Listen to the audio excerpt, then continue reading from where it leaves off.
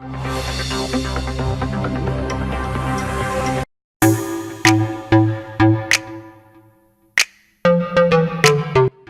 की नई आने वाली फिल्म भारत अदाकार सलमान खान की पहली फिल्म के तौर पर सऊदी अरब में रिलीज होगी। उससे कबल सलमान खान की फिल्म सुल्तान चीन में रिलीज हो चुकी है। फिल्म मेकर्स का कहना है कि भारत बॉलीवुड के सबसे ज़्यादा बड़े पैमाने पर रिलीज होने वाली फिल्म है।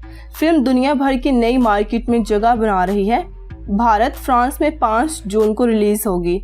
इसके अलावा ये फिल्म सऊदी अरब में भी रिलीज होने जा रही है।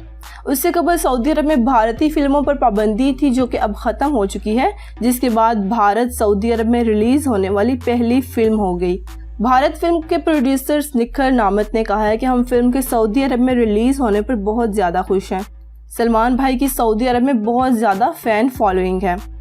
वाज़ेह है कि सलमान खान की नई फिल्म 1962 की भारत और चीन के दरमियान होने वाली जंग के हवाले से है।